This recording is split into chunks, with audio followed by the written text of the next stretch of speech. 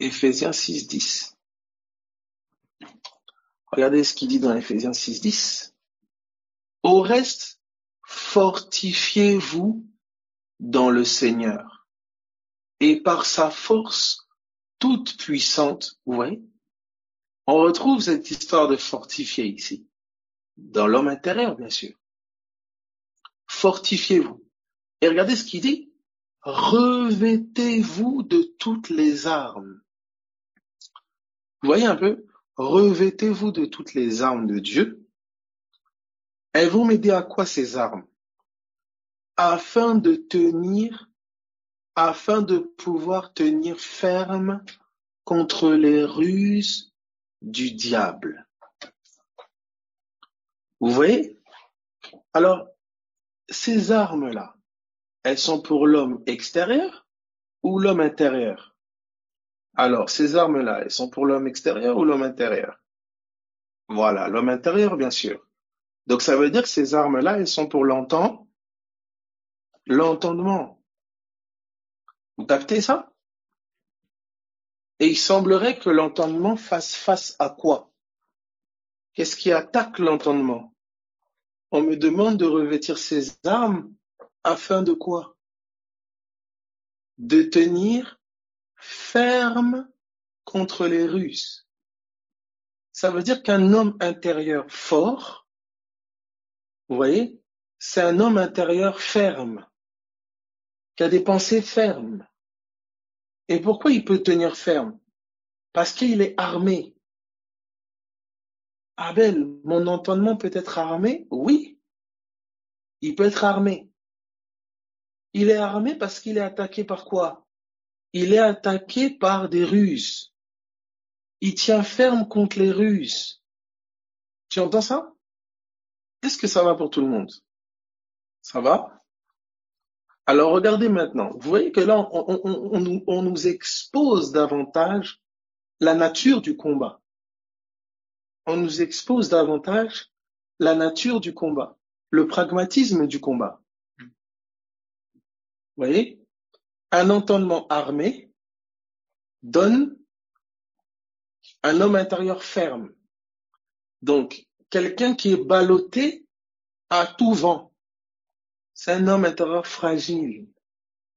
Il est fragile. La moindre ruse, moindre attaque, tourne sa veste. Hein, c'est un entendement en slip, avec un cure-dent pour épée. Vous voyez? Pourtant, une apparence costaud, de grands diplômes, de grandes maisons, tout ce que tu veux, mais son entendement est en slip. Voilà. Pour ça que moindre attaque, moindre feu, on voit le slip. On voit l'entendement qui court en slip au front. Mais au nom de Jésus, il y a des entendements très militaires, gilet pare-balles, bien armés. Au nom de Jésus, je crois que c'est ton entendement au nom de Jésus. Alléluia. Au nom de Jésus. Regarde ceci. Donc, Abel, donc mon entendement peut être armé. Oui. Aïe, aïe, aïe, je sais qu'il y a des soldats qui se lèvent. Mon entendement peut être armé. Oui. Il est armé pour résister à quoi? Il se bat contre quoi? Résister à quoi? Les ruses du diable. C'est quoi l'objectif de ces ruses? 2 Corinthiens 11, à partir du verset 2 Corinthiens 11, à partir du verset 3. 2 Corinthiens 11 à partir du verset 3. On me parle de fermeté face aux ruses. On me parle de fermeté contre les ruses du diable. La fermeté. Mais je peux pas être ferme comme ça de moi-même. Je dois être armé. Voilà. Plus je serai armé, plus je serai ferme. C'est pour ça que tu vois ta fermeté grandir à mesure que tu es bien armé. Alléluia. Alléluia. Regarde. Donc déjà, on nous dit au verset 3, 2 Corinthiens 11, 3. Toutefois, de même que le serpent séduisit Ève par sa ruse, je crains que vos pensées, vous pouvez mettre aussi entendement ici, même racine, Je crains que votre entendement ne se corrompe et se détourne de la simplicité à l'égard de Christ. Vous voyez? Détourner mon entendement de la simplicité à l'égard de Jésus-Christ. Vous voyez? Détourner mon entendement, détourner mes pensées. Qu'est-ce qui se passe? C'est la ruse qui me séduit. Donc l'objectif de la ruse, me séduire, me persuader. On est dans une guerre de persuasion. On veut persuader mon entendement. Alléluia. Donc qu'est-ce qui se passe? Un entendement armé peut tenir ferme face aux ruses. Il ne se laisse pas persuader. Jérémie chapitre 20 à partir du verset 7. Jérémie 20, 7. Un entendement armé ne se laisse pas facilement persuader. Alléluia. Brasso varicantas tarabash. Jérémie 20 à partir du verset 7. Jérémie 20, verset 7.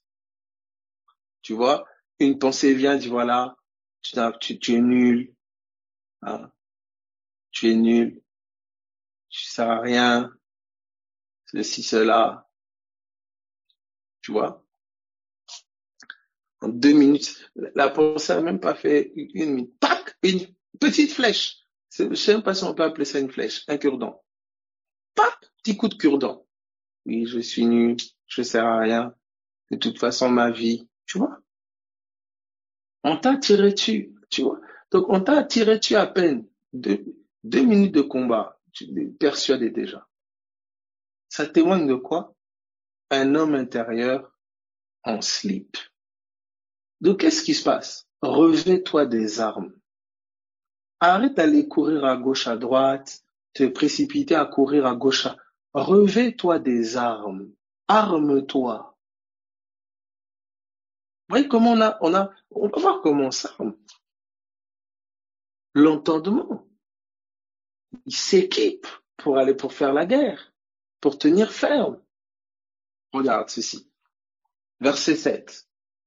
Tu m'as persuadé, Éternel, et je me suis laissé persuader.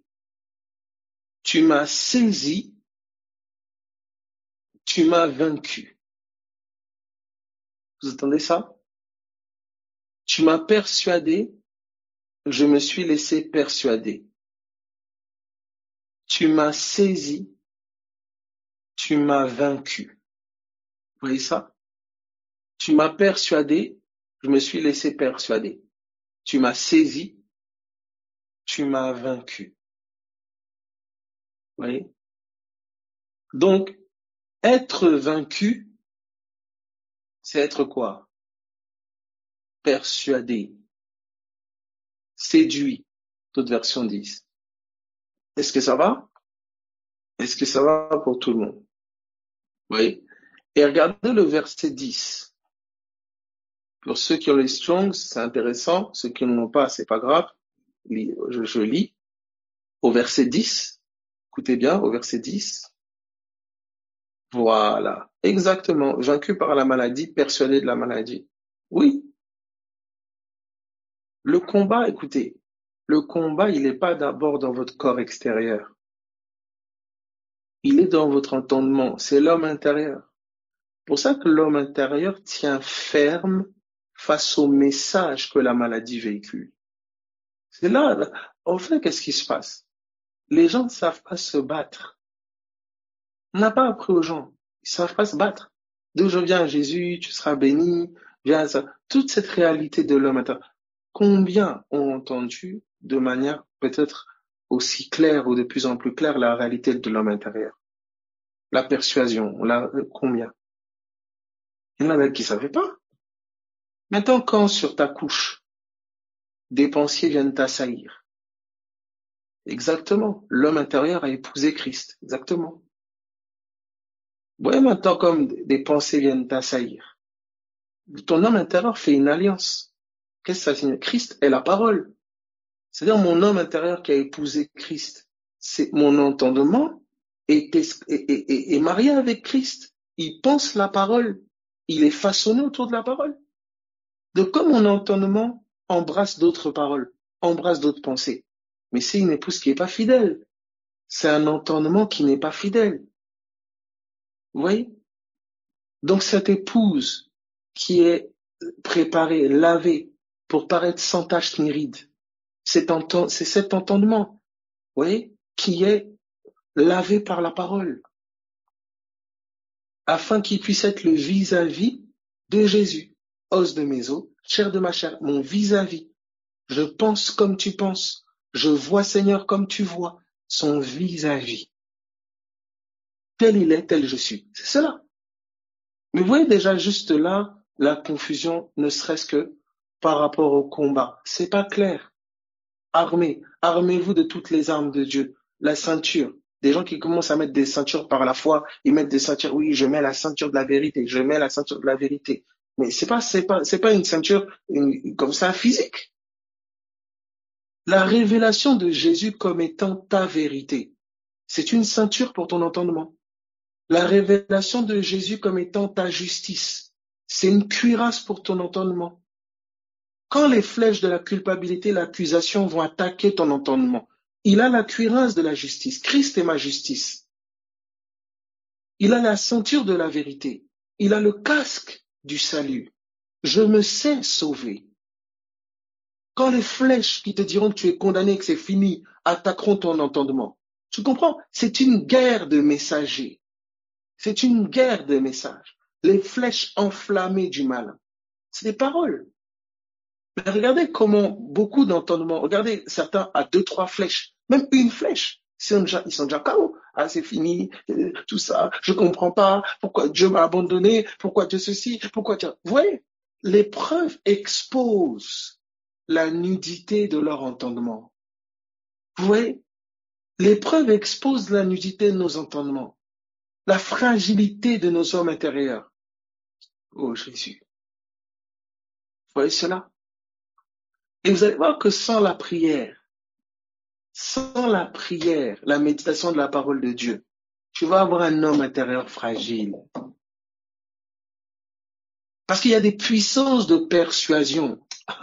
Mon ami, Jésus a dit veillez et priez afin de ne pas céder. Oui, il y a des puissances de persuasion redoutables. Non, quelqu'un peut mourir de maladie, son homme intérieur était puissant, n'était pas persuadé. Parce que c'est ce que vous appelez mort. Un chrétien ne meurt pas. Oh, on arrive, mes amis, on arrive. Regardez, on arrive d'abord, s'il vous plaît, regardez. Vous voyez, là, par exemple, une arme redoutable de persuasion de l'ennemi, c'est la douleur. Ah, mes amis, la douleur, elle peut te faire chanter les mêmes cantiques que le diable en 2 minutes. La douleur. Puissance de persuasion terrible. Vous voyez? Il y a des puissances de persuasion comme ça. La douleur physique, la douleur morale, toute forme de douleur. Vous voyez? Le message est fort. Mais là, justement, où il y a oppression, c'est là que ton homme intérieur se muscle. Il s'endurcit. Si tu sais tenir ferme dans telle chose, tu verras que tu sors de ce feu-là avec un homme intérieur plus dur, plus ferme. C'est pour ça que Paul dit, nous nous réjouissons dans les afflictions. Pas que les afflictions soient agréables, mais notre homme intérieur, notre entendement est renouvelé. Il est renouvelé. Il est fortifié. Il est bâti dans la révélation de notre Seigneur Jésus-Christ. Alléluia. Alléluia, Jésus. Voici, regardez ceci. On peut évoluer. Alléluia. Donc regardez ceci. Il dit, tu m'as persuadé, Éternel, verset 7, Jérémie 20, verset 7, vous voyez, complètement. Vous allez voir que votre homme intérieur a différentes formes de prière. Hein. Les soupirs sont les prières. Il y a des fois, les mots, la douleur est telle qu'il n'y a pas de mots. La souffrance est telle qu'il n'y a pas de mots. Mais juste un entendement tourné vers le Seigneur. Tourné vers le Seigneur. C'est puissant. Il entend la voix des larmes. On arrive, mes amis, on arrive. Oh Jésus, qu'il puisse nous ouvrir la réalité de l'homme du cœur. Que ça devienne un réflexe pour chacun d'entre nous de se tourner vers le Seigneur. Vous allez voir la respiration de l'entendement. Votre entendement respire, il a des poumons. Votre entendement mange, il a un estomac. Votre entendement marche, il a des sentiers et des voies. Votre entendement regarde, il a des yeux. Votre entendement entend, il a des oreilles. Votre entendement peut accoucher, il a des entrailles. Oui. On te dit que quand tu parles en langue, l'intelligence, l'entendement est stérile. Donc il y a un entendement fertile. Alléluia. La révélation est un enfantement. Regardez, on arrive. Donc regardez ceci, s'il vous plaît. Il dit dans Jérémie 20 à partir du verset 7. Donc tu m'as persuadé, Éternel, je me suis laissé persuader, tu m'as vaincu. Tu m'as saisi, tu m'as vaincu. Et je suis chaque jour un objet de moquerie. Tout le monde se moque de moi. Car toutes les fois que je parle, il faut que je crie à la violence et à l'oppression. Et la parole de l'Éternel est pour moi un sujet de honte et de moquerie chaque jour. Regardez maintenant. Au verset 10, le verset 10 particulièrement, on peut prendre le verset 9, il est fort aussi. Si je dis, je ne ferai plus mention de lui. Hein, si je dis, je ne parlerai plus de toi, c'est fini. Je ne parlerai plus en son nom. Il y a dans mon cœur, comme un feu, dévorant, qui est renfermé dans mes os. Je m'efforce de le contenir, mais je ne le puis. Alléluia. Je prie que jamais tu puisses contenir ce feu. Alléluia. Alléluia. Regardez. Verset 10. Car j'apprends les mauvais propos de plusieurs. Écoutez bien. J'apprends les mauvais propos de plusieurs. Vous voyez qu'on est toujours dans les paroles. Moquerie, raillerie, hein, objet de raillerie, tout le monde se moque de moi, propos de plusieurs. C'est des paroles, calomnie. Regardez ceci. L'épouvante qui règne alentour. Accusez-le et nous l'accuserons. Vous entendez ça? Accusez-le et nous l'accuserons. Tu vois l'atmosphère spirituelle ici. Hein, Satan est appelé calomniateur, diabolos, calomniateur, diable, calomniateur. Satan, l'accusateur, la calomnie, l'accusation, c'est son domaine, c'est sa nature. Quand tu fais face à des paroles de moquerie, de calomnie, tu es face à lui. Ton entendement est face à Satan. Il est face à ses agents, face à ses esprits. Tu entends ça? Regardez ceci. Alléluia. Regardez ceci. Il dit, accusons-le et nous l'accuserons. Accusons-le. Tu vois, moindre pensée, quelqu'un va te dire quelque chose, tu te sens directement accusé. Tu vois, ça, c'est des signes d'oppression.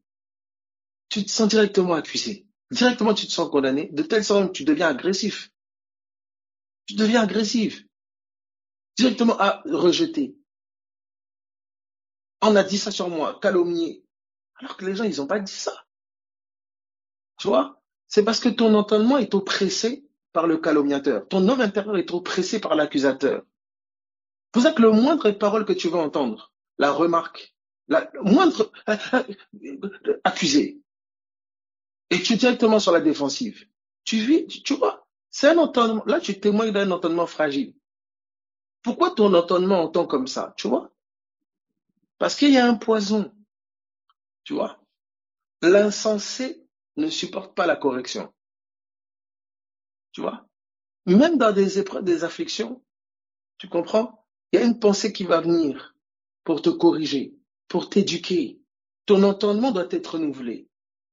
Mais pour celui qui est sous le joug de la ruse, il entend la correction comme un blâme, comme une accusation, comme un reproche, parce que son homme intérieur est déjà pris en otage.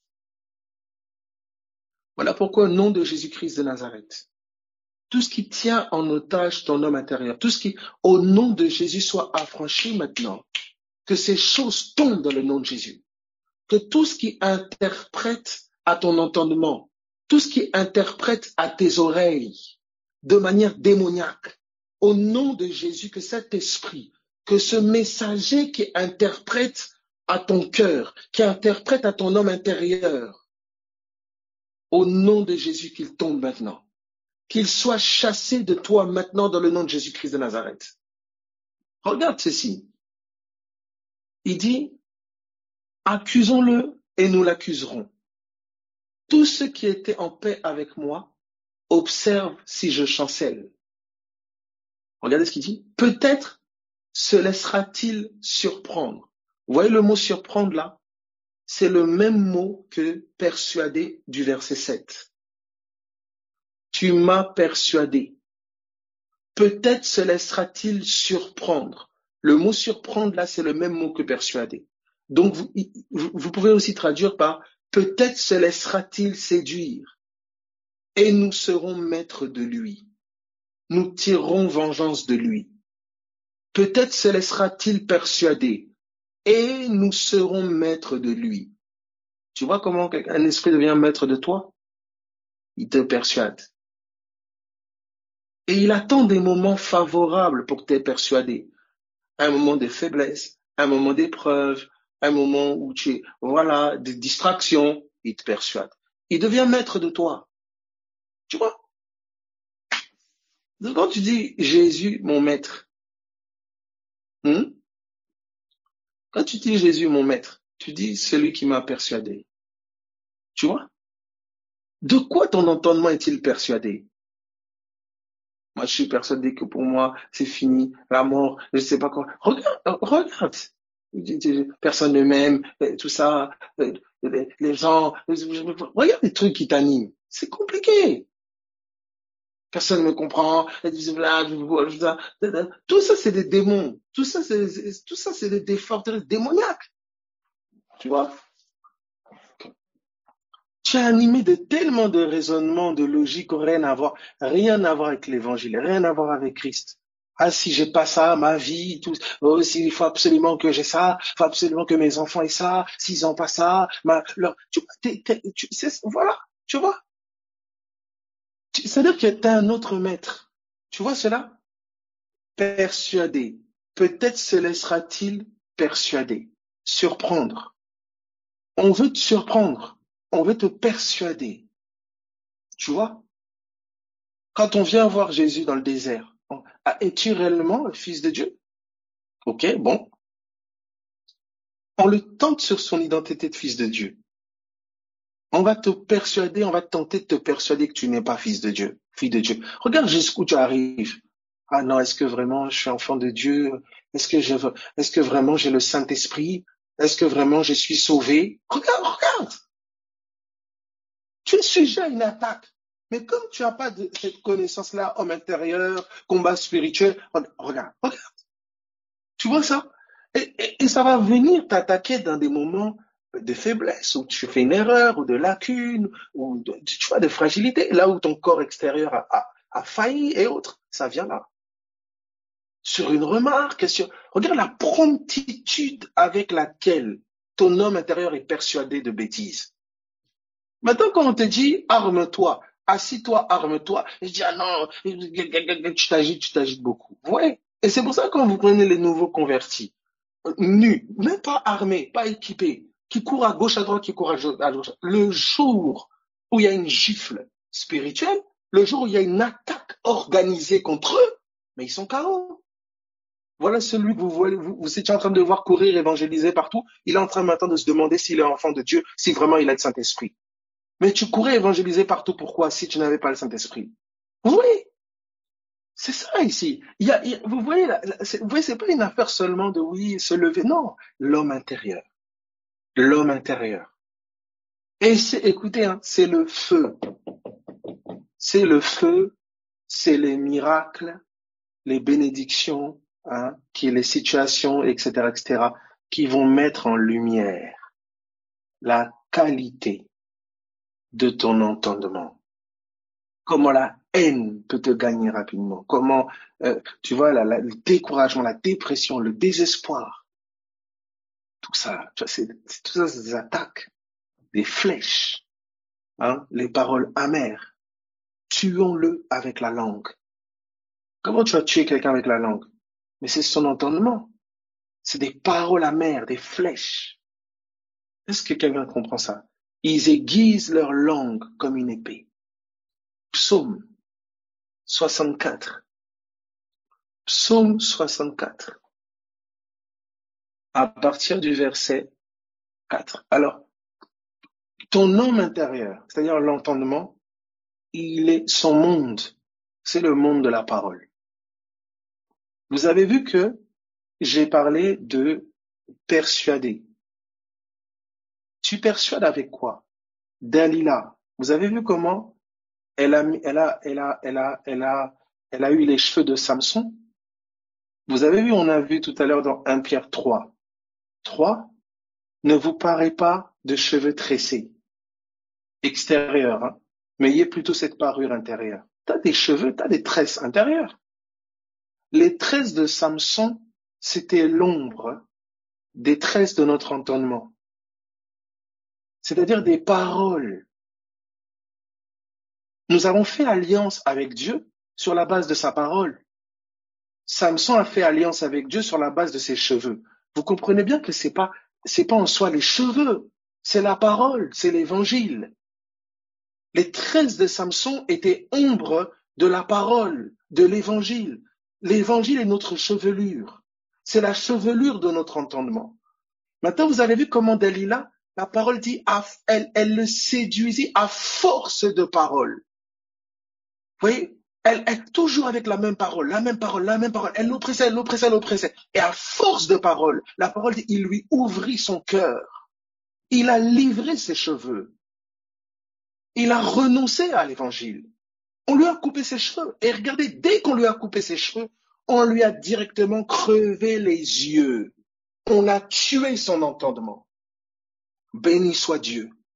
Dieu est le Dieu qui fait repousser les cheveux. Vous voyez cela? Samson, le grand Samson, peut-être il était fort, hein, costaud, tout ce que vous voulez. Hein. Ils ont la stratégie d'attaque a changé. On l'a persuadé par une Dalila. Alors que il y avait les Philistins qui étaient derrière cette attaque des Liliennes. Parfois, on t'a pas eu par cette maladie, on a essayé de te persuader, t'es sorti triomphant, tout ça, voilà, t'as vaincu la maladie, alléluia, alléluia. Mais on vient avec la cupidité. On vient au travers de tes enfants. On vient au travers de ton couple. On vient au travers de, je sais pas, tu comprends? Nous sommes en guerre. Et de quoi on veut te persuader? De renoncer à l'évangile, de mépriser l'évangile. Vous avez vu, il est dit, on ne peut pas servir 2 maîtres à la fois. On ne peut pas servir 2 maîtres à la fois. Soit on va mépriser l'un, s'attacher à l'autre, soit on va haïr l'un carrément et aimer l'autre. On ne peut pas. Mon cœur ne peut pas être persuadé par 2 maîtres. La parole qui persuade mon cœur, qui n'est pas la parole de Dieu, c'est une idole. Ce qu'on appelle une idole. Les pensées, les raisonnements qui règnent dans mon entendement, qui ne sont pas les pensées de Jésus, c'est des idoles. Et il y a des idoles familiales, il y a des idoles personnelles, il y a des idoles nationales, il y a des idoles mondiales. Tu es persuadé que tu ne vaux rien parce que tu n'as pas ceci ou ceci ou cela. Tu es persuadé que sans ça, c'est impossible pour toi d'être heureux. Tu as des persuasions dans la tête. C'est-à-dire qu'on te ment, on te ment. La source de ta joie, la source de ta paix, la source du véritable amour, c'est Jésus, c'est le Christ. Tu vois ton entendement? Et des fois, on t'a tellement... Nos entendements, nos hommes intérieurs ont été façonnés par notre éducation. J'aimerais évoluer.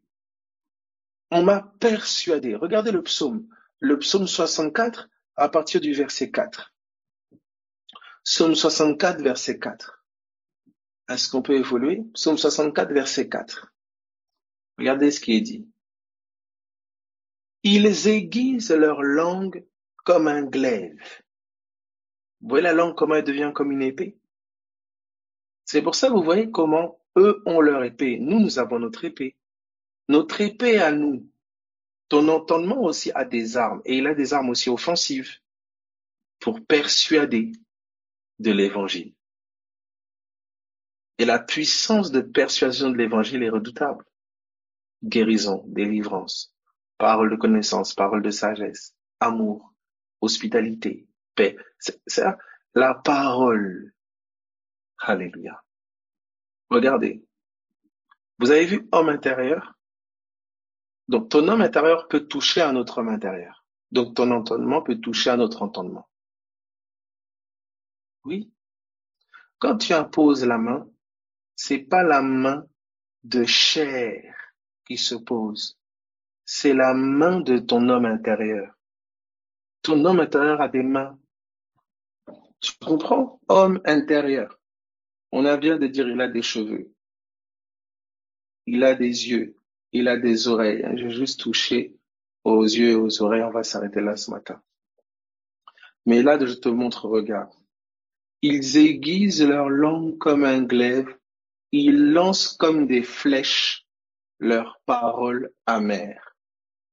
Tu vois que dans le monde de l'entendement, pour l'homme intérieur, les paroles deviennent quoi? Des flèches. Tu entends ça? Ça veut dire qu'on peut te tirer dessus. Et pour ton information, regarde. Pour tirer en cachette sur l'innocent, il tire sur lui à l'improviste et n'ont aucune crainte. On peut tirer sur toi à distance. On peut tirer sur toi à l'improviste et en cachette. Une parole qui a de l'effet sur toi, c'est pas forcément une parole qu'on te dit en face, mais même une parole qu'on dit dans ton dos. Dans le monde des esprits, dans le monde de l'entendement, il n'y a pas de distance. Alléluia. Tu entends ça? C'est pour ça qu'il y a des choses, parfois des projets, des choses, etc. Le Seigneur va t'exhorter à pas trop en parler. Parce que la langue des hommes peuvent combattre la chose. Oui, oui. Toi qui t'assois pour critiquer, calomnier ton frère, critiquer tu tires dessus. Tu tires dessus. Tuons-le avec la langue. Bon, évoluons. Est-ce qu'on peut évoluer? Ah, de toute façon, c'était sûr, hein, c'est fini pour elle. Écoute-moi. Et puis, tu sais, hein, voilà, tu comprends?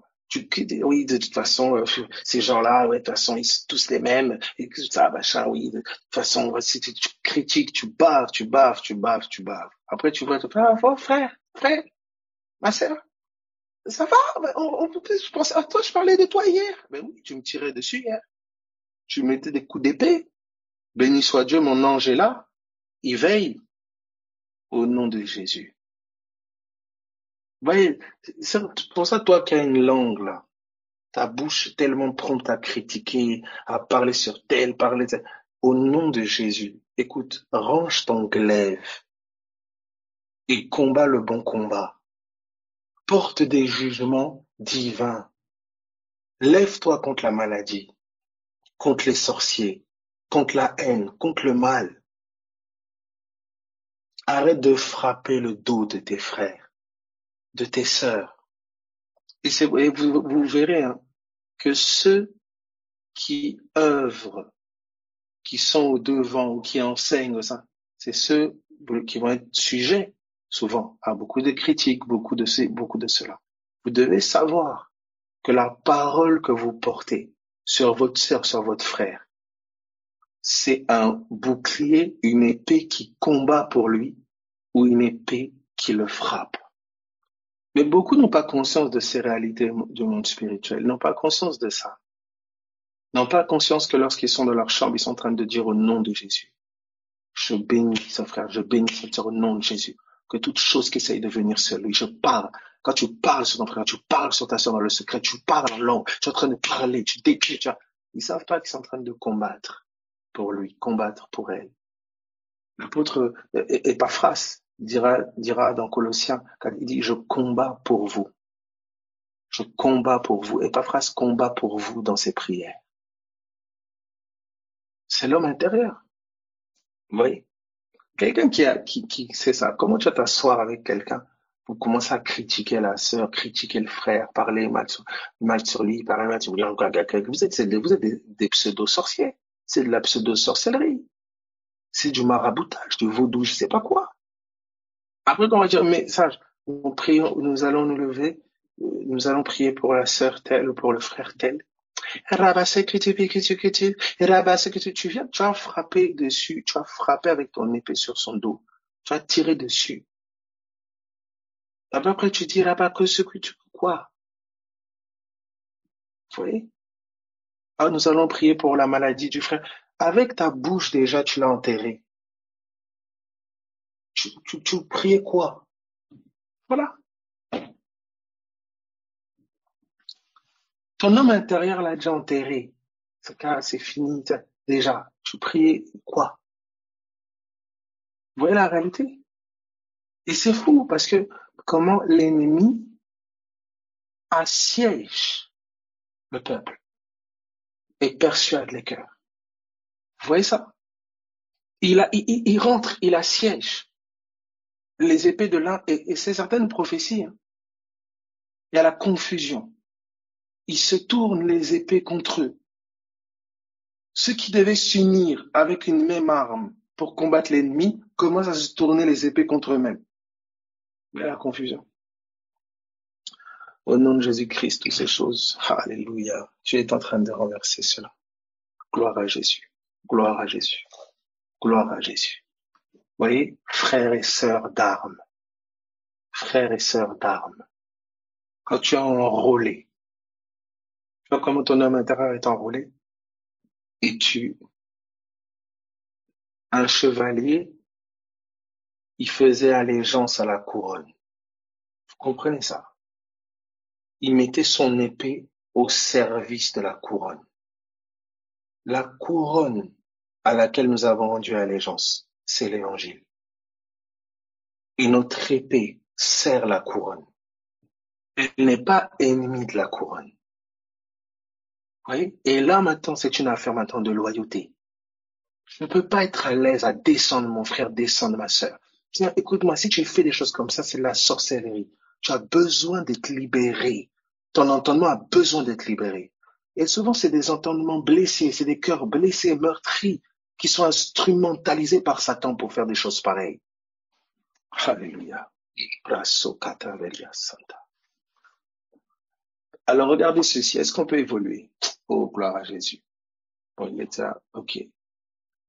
Est-ce qu'on peut évoluer ou nous... Ah, Jésus-Christ. On peut évoluer. Je verrai juste les yeux. Est-ce que ça va? Alléluia. Alors, regardez maintenant. Grâce à la Genèse, on va voir quelque chose de l'entendement. Donc, vous avez vu déjà ici, vous voyez la sémantique du combat avec l'entendement. Revêtir les armes, tirer, frapper. Vous voyez? Donc, vous allez voir cela, que l'entendement, je me revais de ce que j'entends. Mon entendement reçoit ce qu'il entend. Ce à quoi je prête l'oreille, c'est ce de quoi mon entendement se nourrit. Alléluia. La parole à laquelle je prête l'oreille. Et mon entendement donne la parole qu'il parle. Vous entendez ça? C'est de l'abondance du cœur que la bouche parle. L'expression de mon entendement est sur mes lèvres et au travers de mon être. Alléluia. Voyez? Donc, on a vu là, je peux frapper avec l'épée de mon entendement, l'épée de mon homme intérieur, c'est la parole. Je peux frapper.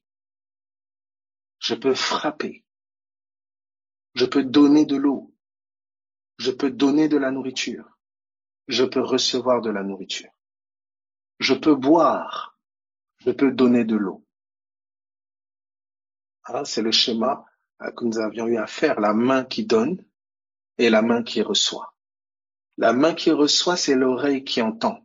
La main qui donne, c'est la bouche qui parle. La main qui reçoit, c'est l'oreille qui entend. La main qui donne, c'est la bouche qui parle. Vous voyez? L'homme intérieur, l'entendement. L'homme intérieur. Alors regardez ceci. Regardez ceci. Nous sommes dans Genèse. Genèse chapitre 3.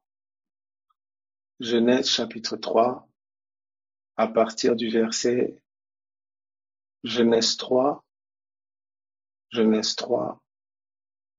à partir du verset voilà. Verset 6. Genèse 3, 6. Alléluia. Gloire à Jésus. La femme vit que l'arbre était bon à manger et agréable à la vue, et qu'il était précieux pour ouvrir l'intelligence. Vous voyez? D'accord dit? La femme vit que l'arbre était bon à manger et agréable à la vue, et qu'il était précieux pour ouvrir l'entendement. Vous voyez, pour ouvrir l'intelligence. Donc, il y a de la nourriture qui ouvre l'intelligence. Vous voyez ça? Elle prit de son fruit et en mangea. Hein? Elle prête l'oreille. Elle en donna aussi à son mari. Elle fait entendre aussi à son mari, qui était auprès d'elle, il en mangea. Et les yeux de l'un, oui, les yeux de l'un et de l'autre s'ouvrirent. Donc, on est passé de ouvrir l'intelligence à les yeux de l'un et de l'autre. Donc, l'entendement, yeux. Ça va pour tout le monde ou pas? Ça va? La femme vit que l'arbre était bon et agréable à la vue et qu'il était précieux pour ouvrir l'intelligence. Quand elle a mangé de son fruit, les yeux de l'un et de l'autre s'ouvrirent. Donc, yeux égale intelligence. D'accord? Entendement, intelligence. Vous avez 2 Corinthiens 4, je pense. 2 Corinthiens 4, 2 Corinthiens 4, à partir du verset 3. 2 Corinthiens 4, 3. Donc, je suis sur les yeux de l'entendement, les yeux de l'homme intérieur, les yeux de l'entendement. D'accord? Donc, ton homme intérieur, là, tu comprends? Il est œil. Il a des yeux. Ton homme intérieur, on a vu, il peut s'armer. Il a un corps. C'est un corps. Donc, regarde ici. Si notre évangile est encore voilé, 2 Corinthiens 4, 3. Si notre évangile est encore voilé, il est voilé pour ceux qui périssent. C'est qui ceux qui périssent? Pour les incrédules dont le Dieu de ce siècle a aveuglé l'intelligence, afin qu'ils ne vissent pas briller la splendeur de l'évangile de la gloire de Christ qui est l'image de Dieu. Aveugler l'intelligence. On n'aveugle pas les pieds, on n'aveugle pas. Quel est le sens qu'on aveugle? C'est les yeux. Ça va pour tout le monde ou pas? Ça va? Ok. Alors, ça va pour tout le monde? Oui, non? Dites-moi si c'est ok. Voilà. Donc, ici, tu découvres l'intelligence comme des yeux. D'accord? Comme des yeux. Donc, une intelligence aveugle. Tu comprends? Un aveugle intérieur. C'est un aveugle ignorant de l'évangile. C'est un entendement ignorant de l'évangile, qui ne comprend pas l'évangile. C'est un aveugle. Et il a besoin d'un miracle. Un aveugle qui voit, c'est un miracle. Quand le Père a jugé bon de révéler en moi son Fils, il a besoin d'une révélation. Vous voyez? Donc, est-ce que ça va? Donc, c'est pour ça que l'aveugle qui voit, c'est un signe. Le miracle de l'aveugle qui voit, c'est un signe qui porte un message. C'est que Jésus est la lumière. Jésus est la lumière. L'évangile est la lumière qui éclaire nos entendements. Quand notre entendement est œil, la parole est lumière. Quand notre entendement est estomac, la parole est nourriture. Quand notre entendement est cou, la parole est parure, collier. Quand notre entendement est tête, la parole est chevelure. Vous comprenez? En fait, toute la réalité de ce qu'on dépeint là se résume à deux choses. La parole de Dieu et un cœur qui la reçoit. La parole de Dieu et une intelligence qui la comprend. L'homme et la femme. Le vis-à-vis. Os de mes os, chair de ma chair. Un homme à mon image. C'est cela. Une pensée semblable à la mienne. Un entendement semblable au mien. Un homme à mon image. Un homme intérieur à mon image. Or, qui est l'image de Dieu? C'est le Christ. Donc, l'homme intérieur à l'image de Dieu, c'est un entendement semblable à celui de Christ. Est-ce que ça va? Voilà, exactement. Parole comme un miroir, vis-à-vis. Donc, vous voyez que des fois, c'est terrible de voir comment, sans la prière, sans la méditation, sans la communion, c'est violent pour l'homme charnel de penser comme Christ. En fait, penser comme lui, quand ça t'est révélé, c'est comme une évidence. C'est comme une évidence. Quand le Seigneur ça t'est révélé que c'est pas lui qui fait ça ou c'est pas elle qui fait ça, il y a un pardon qui découle, il y a quelque chose de, il est aveugle, elle est aveugle. Tu sais, c'est une révélation. C'est pas parce que quelqu'un t'a dit oui, c'est pas lui, c'est pas elle qui fait ça. Oui, mais elle sait très bien quand même si c'est pas lui. Tu vois, ton entendement, il n'est pas éclairé. Quand ton entendement est éclairé de la révélation du Saint-Esprit, pardonne-leur, ils savent pas ce qu'ils font. Ils sont aveugles. Je peux pas attendre d'un aveugle qu'il voit les couleurs, qu'il décrive les couleurs. Je peux pas. Je peux pas attendre d'un sourd qu'il entende la beauté de la mélodie qui est en train d'être jouée. C'est être insensé. Je peux pas m'acharner sur un aveugle pour qu'il voit les couleurs. Tu vois? Je peux pas m'acharner sur un aveugle pour qu'il voit la lumière. Faut un miracle. Je peux pas m'acharner sur quelqu'un qui ne comprend pas. C'est pour ça qu'il y a la prière, il y a l'annonce de la parole, la parole, la parole, la parole, parce que elle peut ouvrir les yeux de l'aveugle. Quelqu'un qui ne comprend pas est malade. C'est un homme intérieur malade. Il est malade, il est souffrant. Il a besoin d'être hospitalisé. Il est malade. Un homme qui ne comprend pas, mais elle comprend pas le mal qu'elle fait, le mal. Il comprend pas. Il est aveuglé, il est malade. Il peut pas être traité comme un bien portant. Elle peut pas être traitée comme un bien portant. Mais ça, c'est pas la pensée de l'homme charnel. C'est pas la pensée de l'homme extérieur. C'est pas la pensée de l'homme naturel. C'est la pensée de Christ. Est-ce que ça va? C'est pour ça nous prions, Seigneur, donne-nous tes yeux. Donne-nous de voir comme toi, donne-nous d'entendre comme toi. Nous voulons manger du fruit que nous donne ta révélation. Vous entendez? Ici, il dit ceci. Pour nous vivre.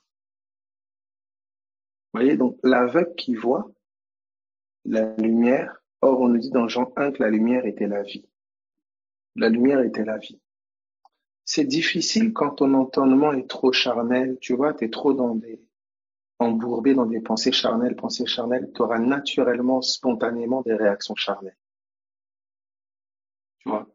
Tu vas voir quelqu'un faire quelque chose, elle dit quelque chose, il dit quelque chose, ça t'énerve, tu vois. Parce que, mais quand tu prends du recul, tu te poses, tu te rends compte, en fait, mec, ça, c'est un comportement démoniaque.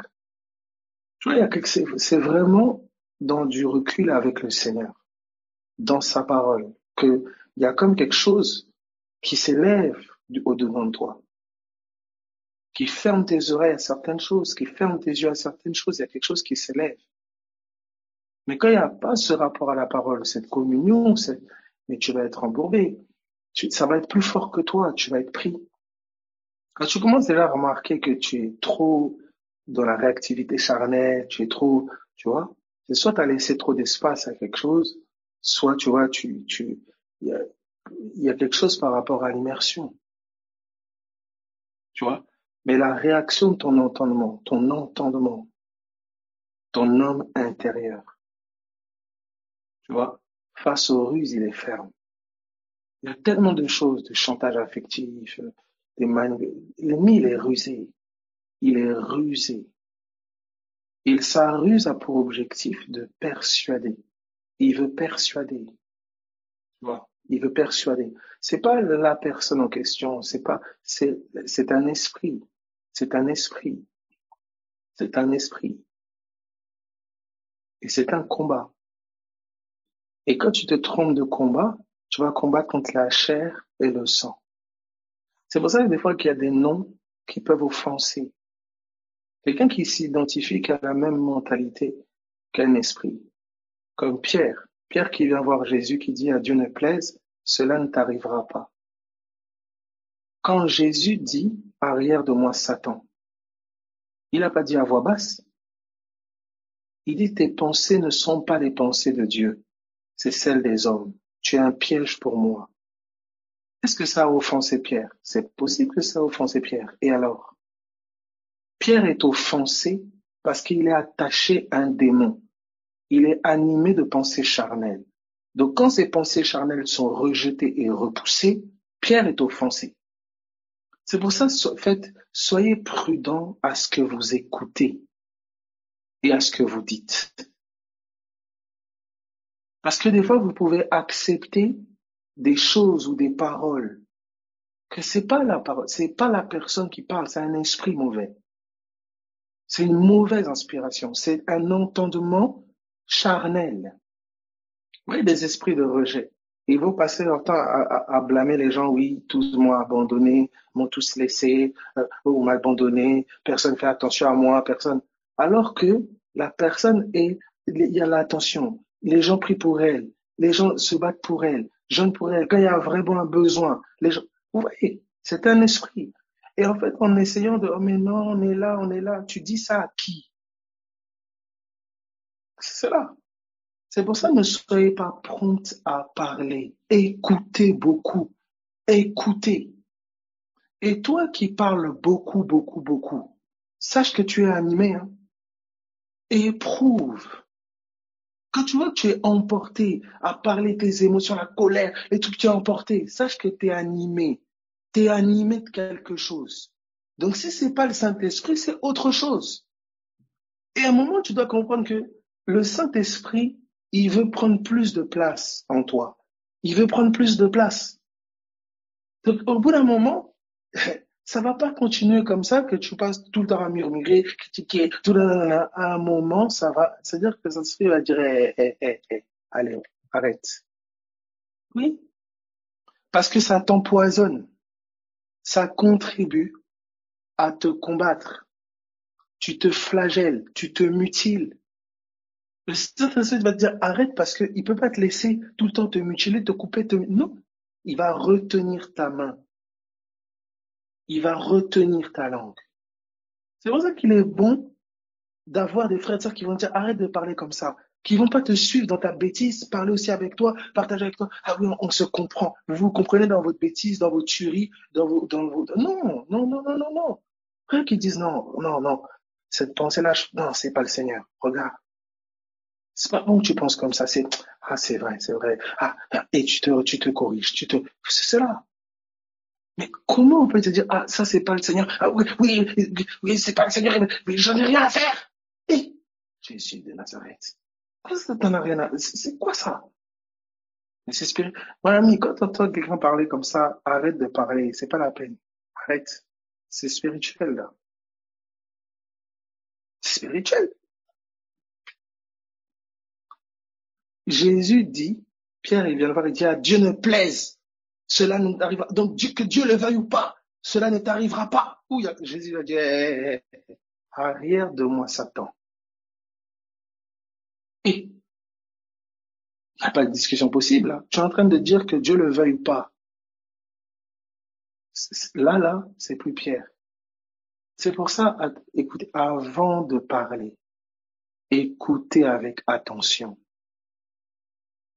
Avant de parler, écoutez avec attention. Qu'est-ce qui parle? Regardez Jésus, il est extraordinaire avec ça. Il entendait, il discernait par l'esprit les pensées de l'entendement, les pensées du cœur. Pourquoi avez-vous de telles pensées dans vos cœurs? Pourquoi il discernait avant même que les bouches soient ouvertes, par le Saint-Esprit. Donc que le Seigneur nous fasse vraiment grâce, alléluia, que nos hommes intérieurs soient développés, alléluia. Il est en train de les développer, faire la salle de sport de l'homme du cœur, béni soit Dieu. Sois fortifié là où tu es, sois encouragé au nom de Jésus. Sois encouragé au nom de Jésus. Porte ta plus belle robe, ton plus beau vêtement, ta plus belle parure, l'évangile. Ne mets pas un vêtement qui n'est pas à ta taille, qui n'est pas pour toi. Dépouille-toi du vieil homme, selon les instructions que tu as reçues. Dépouille-toi de cette mentalité-là. Pas une autre pensée que Christ et Christ crucifié. Ne justifie pas ce genre de vêtements. Ne justifie pas ce genre d'épée. Non, non. Juste l'évangile, juste sa pensée, qui nous invite souvent, bien souvent, à l'humilité. À l'humilité. En tout cas, soyez fortifiés, soyez encouragés, et puis rendez-vous à midi pour ceux qui seront là au nom de Jésus. Plein de force à vous. Passez vraiment une bonne matinée. À tout à l'heure. Soyez bénis.